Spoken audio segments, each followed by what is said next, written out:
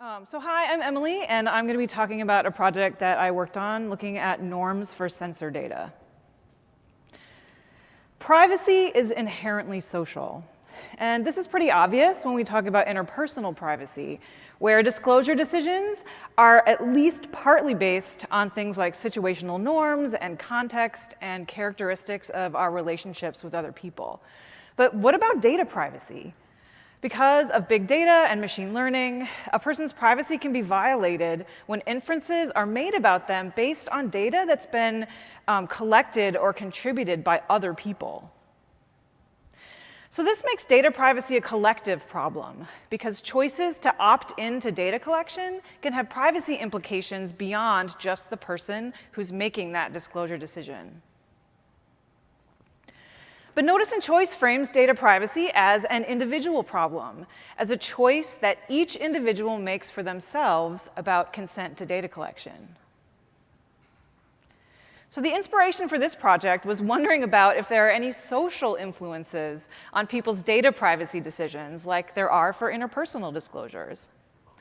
Social norms are a form of social influence that involves coordination across a group of people about what kinds of behaviors are okay and not okay. Norms are essentially constraints on behavior based on an individual's beliefs about the beliefs and expectations of other people. So the goal of this research was to find out whether social norms exist related to data privacy. And if there are, then these norms could become the foundation of a framework for collective privacy management rather than individual privacy management that could provide people with support for coordinating among themselves about what kinds of data collection and use are acceptable and unacceptable. So this project was an interview study that was conducted in 2 rounds of data collection. The first round of interviews had 30 activity tracker users as participants, and the second round had 35 users of voice assistants like Siri, the Google Assistant, or Amazon Alexa. And participants were recruited from a community subject pool in the community surrounding Michigan State University, and then also snowball sampling on social media. The interviews were conducted by phone, but it was pre-pandemic, and they typically lasted a little bit less than an hour. The interviews involved presenting 6 hypothetical scenarios to participants and then asking them about their own reactions to those scenarios and then how they thought other people would react to the scenarios.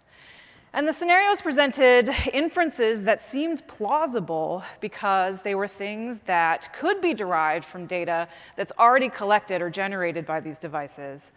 But the inferences were also unexpected, which meant they weren't related to the typical use cases for an activity tracker or a voice assistant. So here are a couple of examples on the slide, and I'm going to read them to you. The activity tracker scenario up there says, imagine that instead of time spent sitting down in a location, a wearable sensor device could use information about a user's movements and location to count how many times he went to the bathroom yesterday. And then the voice assistant example up there says, imagine that it's possible to use your voice assistant while preparing meals to read recipes and provide cooking instructions. This means that it would have access to information about ingredients, cooking methods, and meals the user prepares, and could determine how healthy a person is based on his or her eating habits. So these examples were 2 that were used in the interviews, and they both make plausible but unexpected inferences about some aspect of a person's body or bodily functions that could have health implications. So this slide shows what the inferences were in each of the scenarios that were used in the interviews. Because the technologies are a little different, the scenarios were naturally a little bit different. So they range from things like inferences about oversleeping that are fairly close to the expected functionality if you use your activity tracker or your voice assistant as your wake-up alarm, to things like at the bottom, inferences about the user's home and about the safety of the neighborhood, or comparison with carbon footprint based on something like accelerometer data in the activity tracker. The analysis then focused on types of beliefs that participants talked about as they were reacting to the scenarios.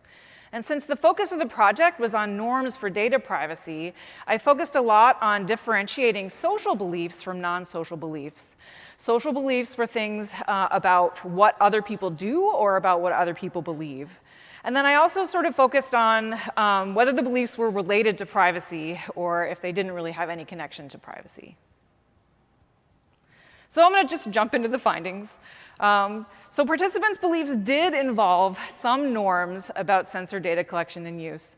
And these were cases where participants had very strong negative reactions to the scenario and also believed that other people would react in the same way. These norms were about bodily functions like bathroom behavior and sleeping. They were about any kind of data collection that took place inside the home. And they were also about inferring information about children. So on the slide, here's a quote from one of the participants. I would think people would just be maybe upset or angry that there would be information being kept on how many times you're going to the bathroom. These norms are what I sort of think about as being privacy friendly or privacy supporting because they involve not disclosing or sharing certain kinds of information. But there were also norms in the data that were not so privacy friendly. Over half of the participants believed, and also thought other people believed, that digital data collection is an unavoidable fact of life. They talked about unwanted data collection as something everybody knows is just part of using technology and cannot be avoided. So choosing to use technology is choosing to allow data collection in an active sense. It was also assumed that if a person uses a technology that collects data, they must be okay with that data collection that comes along with it, because after all, they're using it, right? So the norm here involves acceptance of data collection as a consequence of using technology. Norms also often involve sanctions of some kind towards behavior that does not comply with the norm, and this also came through in the data. So about a third of the participants talked about how people who are concerned about privacy-related harms or corporate or government surveillance or who take actions to protect their privacy, like not using certain apps or using a dumb phone instead of a smartphone, are crazy or paranoid for doing those things. These comments were often made in an offhand, sort of joking way after the participant said something about they themselves being concerned about data collection and then sort of tried to distance themselves from that comment a little bit. So the quote on the slide from voice assistant participant 22 is an example of this, where she said, "I don't want to sound like a paranoid person," after talking about being concerned about privacy related to one of the scenarios.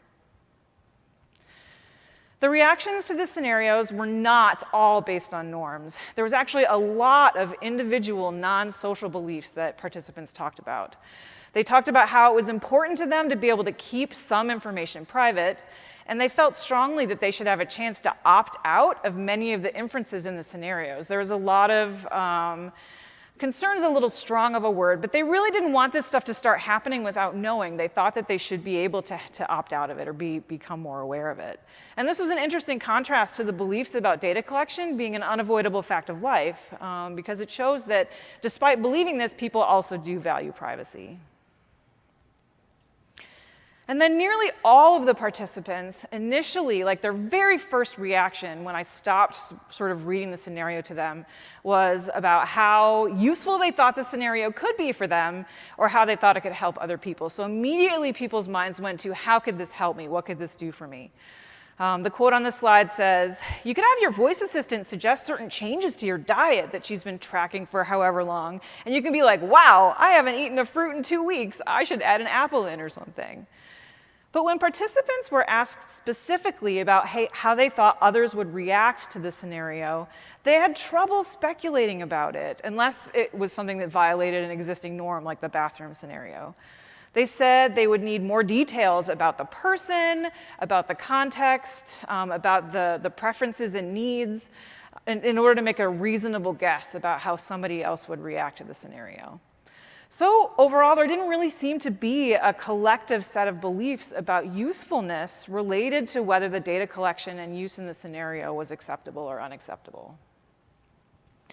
So, are there norms for the collection and use of sensor data? Well, sort of. There are norms, but that's not really as helpful as it sounds. There were norms that applied to inferences about things that sort of you wouldn't talk about to people in the real world, like your bathroom behavior or asking invasive questions about somebody else's kids. But at the same time, there were also these norms that were disapproving of privacy-protecting behaviors. And because using technologies presents the appearance of consent, that's a pretty strong descriptive norm that nobody else cares about privacy. And then on top of that, there was this really strong preference to just defer to other people's preferences and their choices about what kinds of scenarios they think would be most useful for them. So this doesn't look great for collective privacy management. For one thing, privacy choices are private. We see these technologies that people are using, but we don't see the ones that they don't use. We don't know when somebody chooses not to reveal information or opts out of location tracking or doesn't use Facebook. And because people who take steps to protect their privacy are seen at some level as being crazy or paranoid, people are reluctant to speak up about their own privacy concerns. There is something we can build on here, though. Norms are essentially beliefs about what other people believe. So for a norm to exist, people need to know about other people's beliefs. Most awareness interventions related to privacy focus on the information about what data are collected and shared. But platforms could provide more visibility in situations like this into how many people have opted out of tracking, or what kinds of information people choose to protect, or even the aspects of privacy policies and data practices that they object to. So information like this might then create opportunities to weaken the norm that protecting one's privacy is deviant and that data privacy isn't important to anybody else. Thank you.